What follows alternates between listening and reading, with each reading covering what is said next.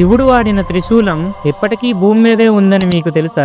జమ్మూ నుండి 120 కిలోమీటర్ల దూరంలో శుద్ధ మహాదేవ అనే ఆలయం ఉంది. ఆ ఆలయ పురాణాల ప్రకారం అక్కడ ఉండే శివలింగాన్ని స్వయంగా పార్వతీదేవి ప్రతిరోజు పూజించేది. అంతేకాదు సుధాంతుడు అనే రాక్షసుడు కూడా అదే శివలింగాన్ని తరచూ వచ్చి పూజించేవాడు. ఒక రోజు పార్వతీదేవి పూజ మధ్యలో ఉన్నప్పుడు అక్కడికి సుధాంతుడు వస్తాడు. స్వయంగా పార్వతీదేవినే చూసేసరికి మాట్లాడదామని చెప్పి దగ్గరకు వెళ్తాడు. పూజలో ఉన్న పార్వతీదేవి కళ్ళు తెరవగా వికృత రూపంలో ఉన్న సుధాతుడిని చూసి ఉలిక్కిపడి ఒక్కసారిగా గట్టిగా అరుస్తుంది. పార్వతీమాత అరుపులు విన్న శివుడు ఏదో సమస్య వచ్చింది అనుకొని తన త్రిశూలాన్ని మెరుపు వేగంతో అటువైపు విసురుతాడు. కానీ అక్కడ ఉన్నది తన భక్తుడే అని గమనించిన పరమేశ్వరుడు తన త్రిశూలాన్ని వెనక్కి తీసుకోవడానికి ప్రయత్నిస్తాడు. ఇంతలో సుధాతుడు శివుని చేతిలో చనిపోతే మోక్షం కలుగుతుంది అని త్రిశూలాన్ని వెనక్కి తీసుకోవద్దు అని వేడుకుంటాడు. తన భక్తుడైన సుధాతురుడిని తన చేతులతోనే చంపుకున్నానన్న బాధతో